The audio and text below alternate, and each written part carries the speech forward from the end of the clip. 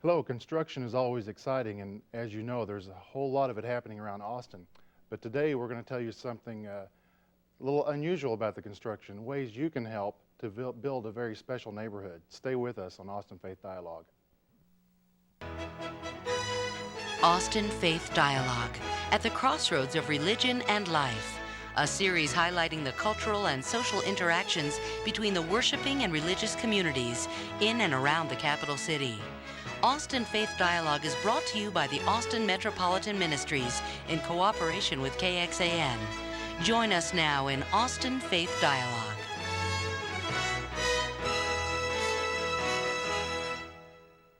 Hello, my name is Shane Whistler and your host for this edition of Austin Faith Dialogue. We're very glad to have you with us today. As I said, it's a special edition because we are featuring a lot of construction. We see things going up, apartment complexes, homes. A lot of people can afford or try to afford some nice new homes, but many people can't, and that's why we are here today. So let me introduce you first to Leslie Gluck, who is coordinating a fall event for Hands on Housing. And then next to Leslie, we have Karen Fronta Love, who is a volunteer and a council member with the Hands on Housing, and Sarah Sloan, who is Associate Executive Director for Habitat for Humanity. So a lot of H's and a lot of in this lineup, and a lot of construction about to happen in just a short time. So Leslie, let's just get right to the point of what, when, and where is happening for Hands on Housing. Okay. And I think we can show that information to the folks at home on the screen, but we want you to highlight it for us. Okay. It's October 17th and 18th. That's a Saturday and a Sunday. We'll be working in Montopolis. We'll be doing about 20 homes. That's rehabilitating them. So we're not like Habitat for Humanity and building from the ground up. We're coming out and we're painting and reflooring and re-roofing. And we have about 28 teams coming out to do that. 28 teams, Mm-hmm. and then you're focusing on 20 homes for renovation work. And for folks new to Austin, and there are a lot of them, where do you mean when you say Montopolis? East Austin. Okay. So I guess over by the ACC Riverside campus. Okay. And right around 900 Montopolis Drive, where Habitat for Humanity is. All right. Well, that's a good segue. Let's just jump right over to Sarah. Tell us when and where Habitat is under construction. Well, we're going to build 12 houses in 12 days, August 12th through the 24th. And we're thrilled to be in partnership with Hands on Housing because as Leslie said, we build houses from the ground up, but there's a vast need for just rehabilitation of homes in Austin. And so we're excited about that partnership and excited about what's going to happen during that time. Right. I love your title, Here Comes the Neighborhood. Right.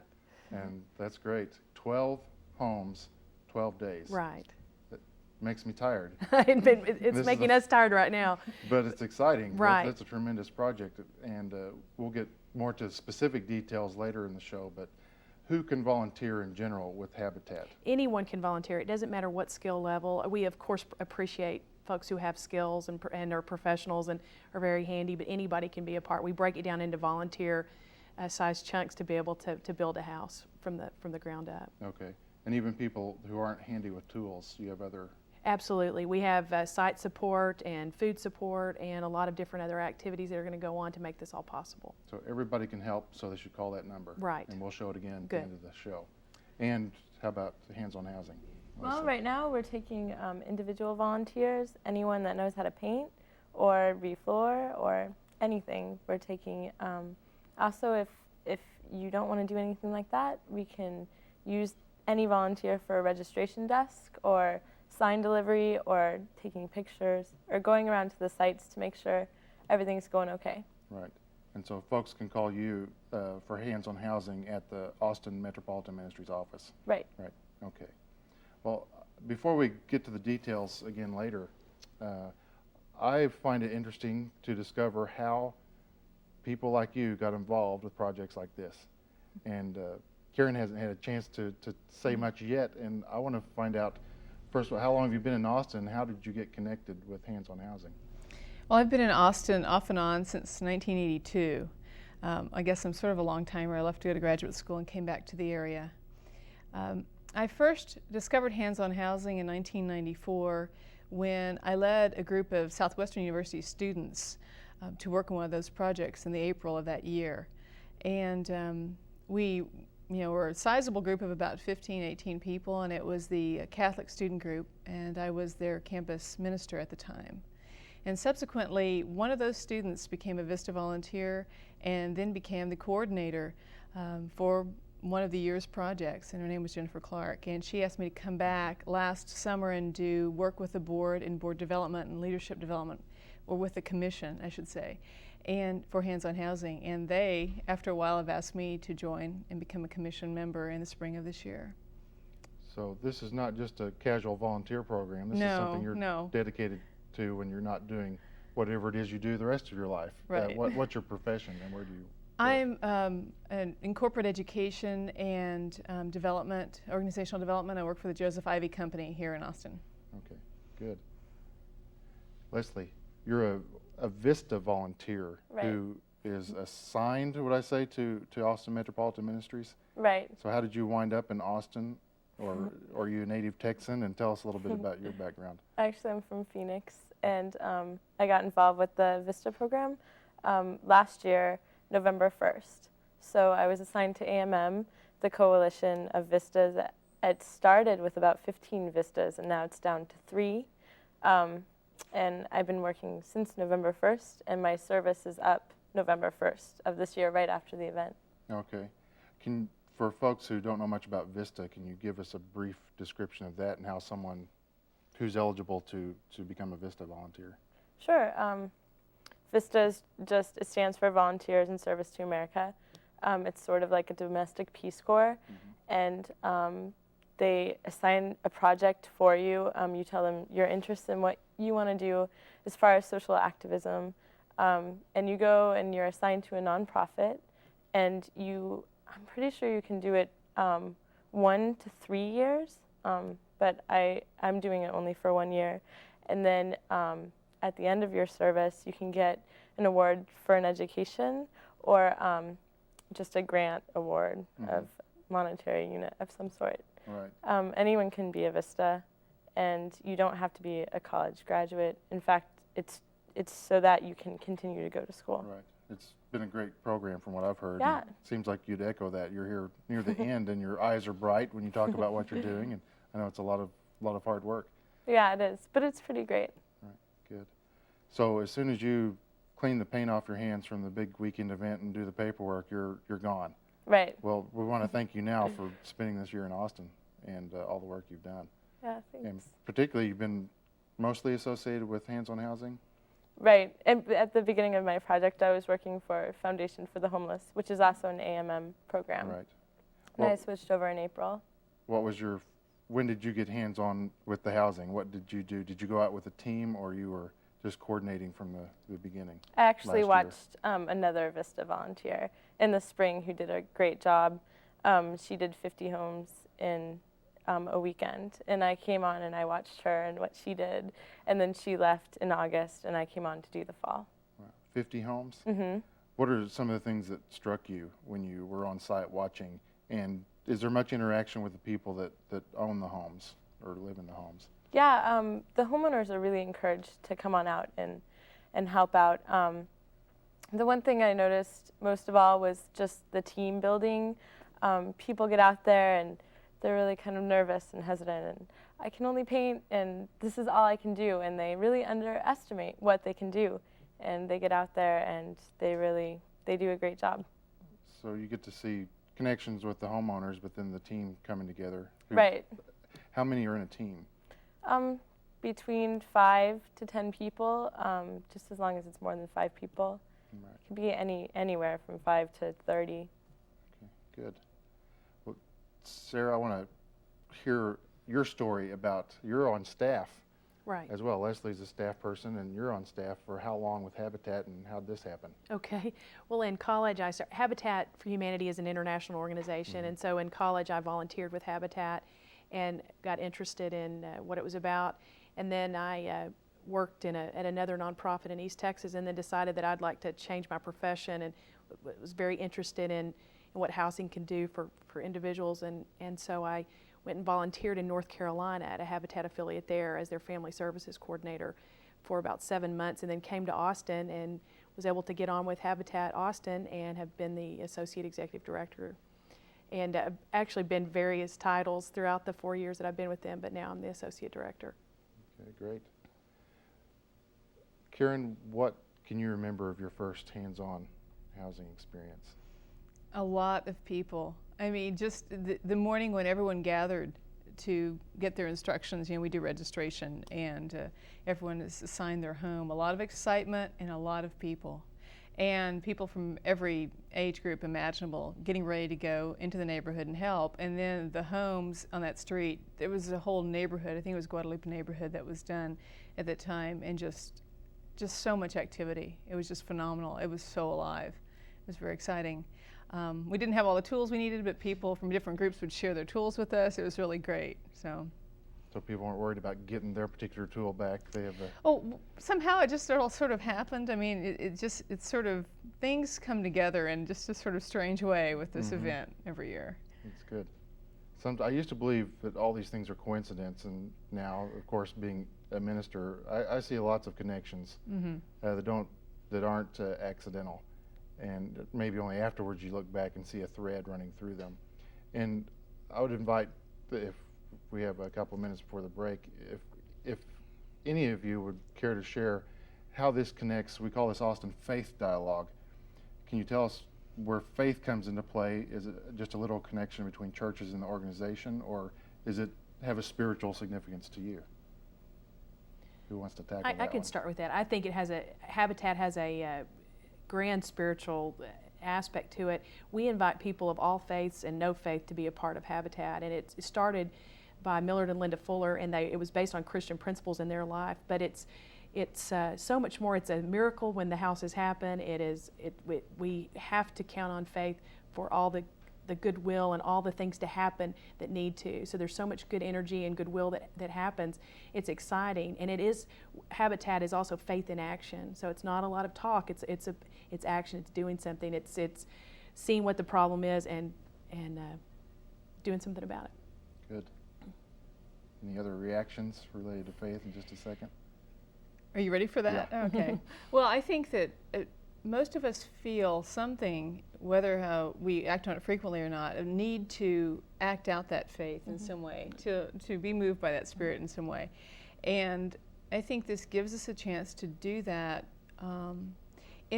especially in a community that's becoming increasingly large, where we're disconnected from people. And I think that the thing about faith and spirit, no matter what your religious background, is that there's a call to connection there. Even if you're leading a monastic life, there's a call to silent connection.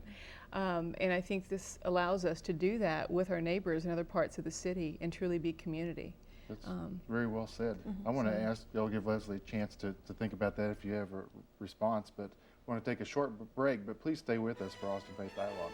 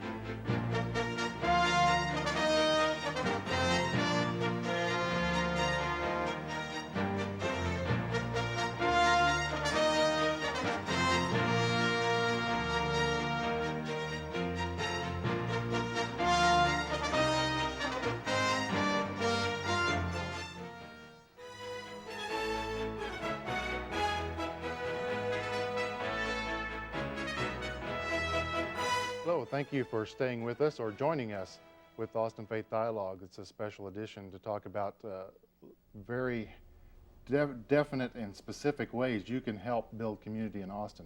It's literal, but also it's spiritual and emotional. We're talking about hands-on housing and Habitat for Humanity with some very big events coming up this month.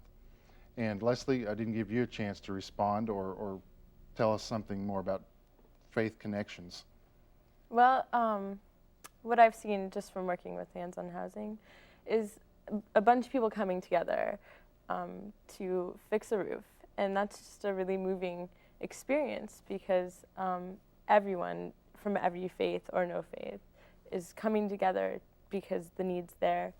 And one of the things that I saw at our community forum we had last week at Carver Library, we invited everyone who's ever worked with hands-on housing, team leaders, volunteers, homeowners, our council members. We invited them to come and share their experiences and tell us, you know, what they liked about it, what they didn't like about it, so that we could get some feedback. And one of the major things that we heard was that people were really excited to come together under a sort of magical reason to fix homes. That's great. Can you tell me more about the community forum? Well, this is the first time we've done this, and I think it came out of a need to reconnect with the people that we'd been working with, to go back to the people whose homes that we worked on and ask them, what was your experience like? How did we do? Volunteers, how was it for you? Did you appreciate it? What could we have done better? And what came out of it was actually a lot of good suggestions, but a lot of praise, and we asked people to share their experiences, and homeowners said, it really revitalized their neighborhood in a couple of ways. They came out and felt that they could really care about their home again, that they wanted to do things for their home where they had quit, they'd given up. That re-energized them to care about where they lived. And it brought people out from several houses down saying, hey, what's going on here? Oh, maybe we should all sort of get this thing going, and where else can we find help? And how can we help ourselves and revitalize our neighborhood? The volunteers said, and quite eloquently, it just gave them a chance to be a neighbor to someone and to reach out to someone across town that they don't often see. And one Girl Scout volunteer said it was sort of like, well, you know, you bring a cup of sugar to the neighbor if they need that. You do welcome them. And one of the homeowners said she hadn't done that in her neighborhood in a long time. And this allowed them to really feel that they could do that again. And so it was just really a great experience. Right. And to me, this is a fundamental description of what spirituality is to me, connecting to other human beings, whether in need or being united for a common cause, and truly caring, taking the time, because we live in a pretty sterile, remote society. You know, I love to do a little bit of research with the internet, but we don't want to spend too much time away from our neighbors. And the other neat thing that I must say that happened is that we found out that homeowners were actually fixing meals for the volunteers, and volunteers sometimes come back and visit them, and they have dinner. And that's just the most, you know, coming together in community to share bread together that one could possibly imagine. Right. So that's great. In fact, a couple of folks that volunteer from the church I serve, they kept going. I knew Hands on Housing was a one weekend event in fall and spring, right? Well, the next weekend they went, and the next weekend after that, and 3 weekends after the event, they were still going back to the same 1 or 2 homes they'd helped with. And that just, they did that on their own. And that happened because of the jump start with Hands on Housing. And that was wonderful. And they became friends with this woman they were helping and told her story. And when we share each other's stories, that's, you know, we do need churches, mosques, temples, other spiritual communities and times for meditation, but this human interaction is to me so exciting, and we desperately need it in a booming city. And I want to say the good news, just to mention this, is that we're trying to make Hands on Housing a year-round program now, and so there will be more opportunities for people to continue those connections. So I want to mention that as well. That's great, because I'm sure in the past people have wanted to help, but well, that weekend I'm out of town, or football game, whatever took priority at that moment. That's good to know. And there's certainly Habitat for them to work with as well. Right.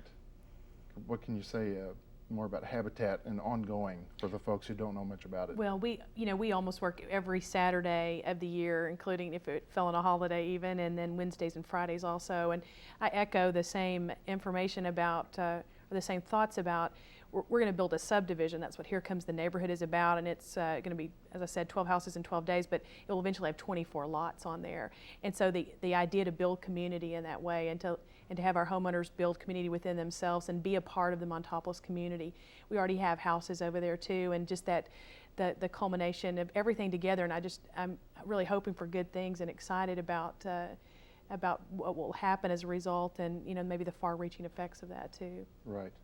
And before I forget and it gets away from us, we want to put that information back on the screen. And can you tell us again the very basics? We've got Hands on Housing first. Okay. Leslie, that's your cue. Okay. We'll ask you to tell us about Hands on Housing. Okay, it's October 17th and 18th. It's on Saturday. You can register from 7 a.m. to 4 p.m. On Sunday, there is no registration, but we're, of course, always taking volunteers from anything to hammering a house to working the registration desk. Okay. They need to call first, or can some people show up if they They do need to call first. Because they have to find out where, Right. among right. other things. Right, right. You can't just drive around Montopolis. We need to have them call. Right, And they'll probably get to talk to you. right. Okay, And talk to me. good. And the Habitat event. Okay, October 12th through the 24th. And currently at this time, we still have room for volunteers, but over 1,700 people have signed up to volunteer. So right now we need more during the weekdays. And our number is 472-8788, and certainly call at that time, but it's in the 900 block of Montopolis Drive, and you could just show up during that time and see what we have available. Right now the weekends are absolutely full, and so we wouldn't encourage any weekend walk-on volunteers, but certainly during the weekday, an 8 to 5 shift or a 5 to 9 shift in the evenings, we would encourage that. Okay. Is there a particular day or two during the week that are the most difficult to fill? For some reason, Tuesday, Wednesday, and Thursday. I guess Okay. folks might have an easier time to get off on Mondays and Fridays, Right. but Tuesday, Wednesday, and Thursday right now. And recently in Austin, I saw some corporations let all their workers offer as many as they could to volunteer for a day somewhere. So could you persuade or nudge people to take a day of vacation with their boss's approval? We are or trying annual that, leave? and we have at the site we'll have signage that shows all of this. We have lots of companies that are encouraging their whole group to come out and volunteer. We have the Joseph Ivy Company that Karen's with that will be doing that. There are a lot of organizations, Keller Williams Realty, United Way is sponsoring houses. There's a lot, the Austin Jewish Federation, a lot of different groups involved, and so there will be a lot of business groups and civic groups and faith groups out during that week. Good. And again, we want to stress to people watching and thinking about volunteering, there are all levels from paperwork to food delivery to the actual construction type. Everyone, it sounds like, could help who's able to maybe even just get on the phone. I would need to ask you, Leslie, if someone who can just, is there a need for people to make phone calls if someone's like in their home and they're unable to get out? Is there something they could do? Definitely. Okay. Right. They could do anything from follow-up calls to make sure everyone knows the site, coordination, and things like that. Okay. So those of you watching, we're not being very gentle to say everyone can have a role in this, because this is very exciting to have it overlap with the Hands on Housing weekend and then to have such a tremendous Habitat project. I cannot comprehend, and I know it'll get a lot of coverage, and that will be exciting, but people watching, you heard it here first, so please volunteer and call. So when the person does call, what will they do? I'm one of the ones that sometimes I need to know what I'm getting into. And so what's just the basic process? If I call up and say, I'm Shane, I'm available for the Hands on Housing thing, now what? I would probably ask you what skill level you have, what you want to do, what kind of commitment you want to make. If you want to come out and work for an hour, if you want to come out and work for 3 weeks. And then I'd probably hook you up with an appropriate project and the team coordinator for that site. So it would have to be, we'd have to wait a day or so to try to hook that up. But then, you would talk to them, that team leader, and then you would go to the site. Right. So the fall event coordinator, that's not a light title. That's a lot of people and There's a lot of coordination to do. people. Great. And Karen, can you tell me a little bit more about you said you're on the commission for it. What goes on throughout the year or planning times on that commission? Okay. Well, the Hands-on Housing Commission is more than just a board that sits there. No boards really sit there, they're all actively involved, but we are really actively involved, which means we take on responsibility for different projects, whether it be media or volunteer coordination, and help the actual days of the events as well. And we're always looking for people who would like to volunteer and have the skills to do that on the commission as well. Okay, great. And they can call directly, or if they are connected to some religious group, some spiritual community, we have, I've forgotten how many, are connected to Austin Metropolitan Ministries. There's a great number of people and a vast array of spiritual expressions. So they can go through their local community of faith or call directly. Yes. Sarah, I wanted to, again, for people who don't know much about the Habitat, we mentioned it was over near the Montopolis neighborhood. What's over there in that big building, and where is it? Our offices are we're at 310 Comal on the east side, and we also have a huge restore, and it's a reusable building supply center, and we sell to the public, and the money raised through that effort helps us to build more Habitat homes. And it's incredible. It's done an incredible service to that community, and it's also I believe there were 1 million pounds from the landfill last year. It gets more and more every year of usable materials diverted from the landfill. And it also provides an opportunity, as I said, for families in our neighborhood to be able to fix their own homes up. And it funds Habitat also, the home front side. Yes. So those are the materials donated, what people otherwise would have put in the trash? Absolutely. Or even commercial contractors? Right, individuals, commercial contractors, we'll get brand new items in the store, and then also a lot of gently used and worn items too that are still completely usable. Yeah. I like to encourage people watching to, because I know we've got very good interest rates, the people buying new homes, and now with equity loans, people are doing remodeling. I hate that we throw away so much, and even things like, this is not covered in Habitat or Hands-on Housing, but even VCRs, we throw it away because it seems so inexpensive on one level to just replace it. But the restore is definitely... Yeah, and it's half off what you would pay in any building supplies, and everything, plumbing materials, lumber, electrical materials, you name it. And it's like a revolving, it's like a market, so things come in and they go out every day. So you almost have to go in once a week just to check and see what's there. Good, good. And so either take something there or go That's right, shopping. or go buy something. Find some really wonderful things. My wife and I have found some excellent things at the restore. But again, we want to encourage everyone to call those numbers.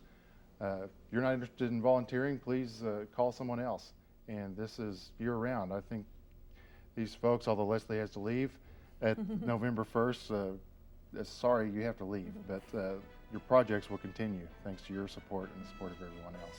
So please call those numbers and join us again next week for Austin Faith Dialogue. Until then, peace be with you.